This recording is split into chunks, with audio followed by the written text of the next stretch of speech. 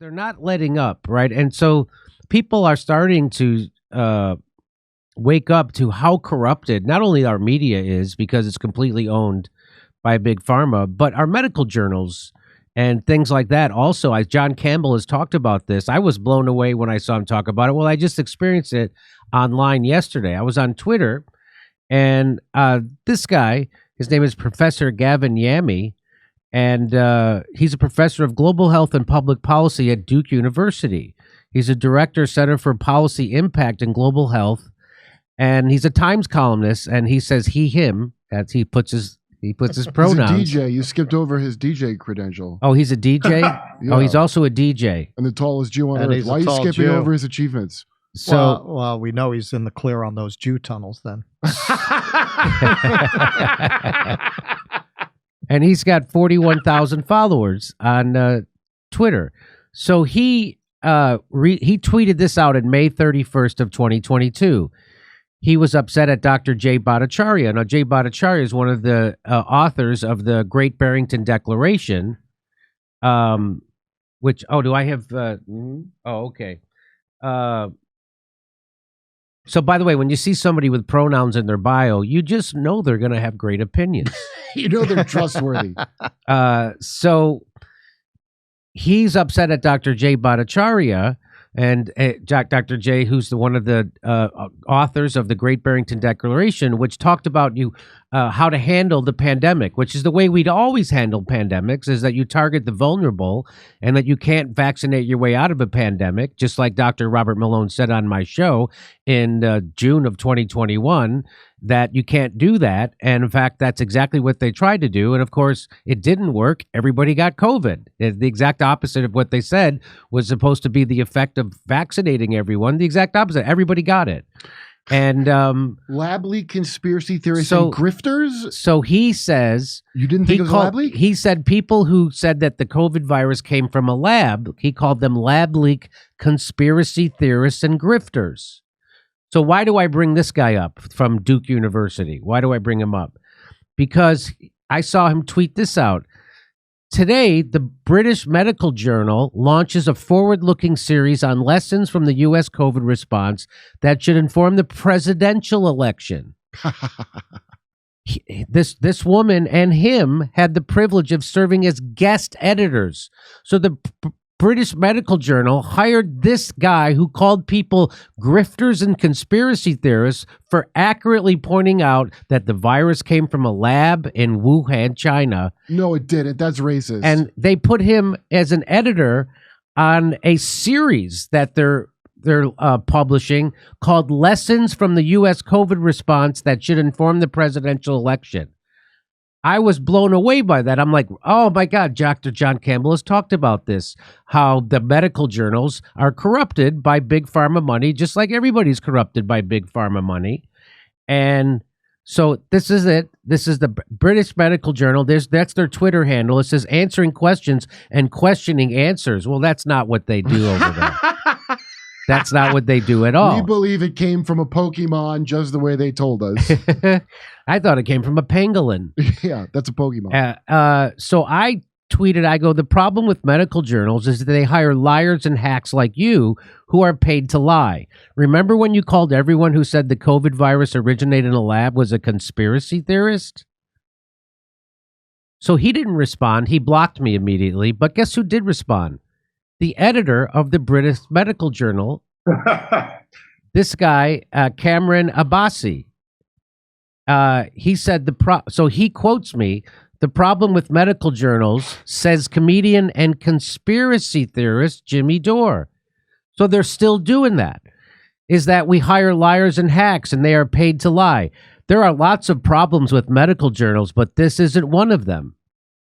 Well, you notice that he didn't deny that what I said, that the guy he just hired to be an editor on this new series about the lessons we're supposed to learn from COVID treatment and how it's supposed to inform the presidential election, he didn't say that I was wrong. He just called me a name. In fact, he used the same smear that the guy I was calling out did. He called people conspiracy theorists, and that's all they have left. And so here's who that guy is. Kamran Abbasi, That's what he looks like. Where's his pronouns? Where is his pronouns? He I doesn't don't know have if them. he's a he. So I call him a she, or I don't know what to call him because he doesn't put him in his bio. Undetermined. Editor-in-chief of the British Medical Journal, the latest. So that's him. Book English Stan. So when they say, by the way, when they say here that the British Medical Journal is a patient-centered, evidence-based, and independent, they don't mean independent from big pharma money. By the way, if you gotta say patient-centered, you aren't patient-centered. If you have to say that, and how could you be patient-centered if I'm not supposed to do my own research as a patient, right?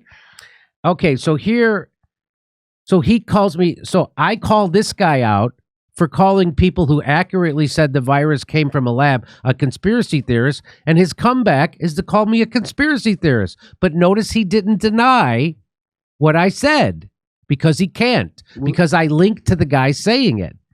So he said that's not one of them.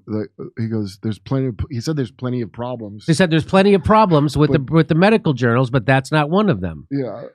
And I said, "This guy's the editor of the. Can't make this up. He just hired someone who smeared scientists that said COVID came from a lab as conspiracy theorists to edit a paper on, quote, the lessons from the U.S. COVID response." I pointed that out, and all he has a comeback with is to call me a conspiracy theorist.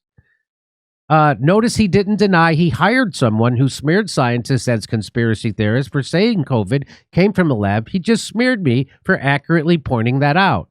These people are corrupt, paid liars who repeatedly lied about everything associated with COVID, and they smear truth tellers as conspiracy theorists because they can't argue the facts because they're paid liars and they're corrupt. And how do I know they're corrupt? This is why people have lost faith in medical institutions. We have already lived through a tsunami of deliberate lies during COVID, where anyone who questioned their lies were immediately smeared and discredited as quacks and conspiracy theorists, and now they're doubling down. And by all the way, all those people that they smeared have been proven right.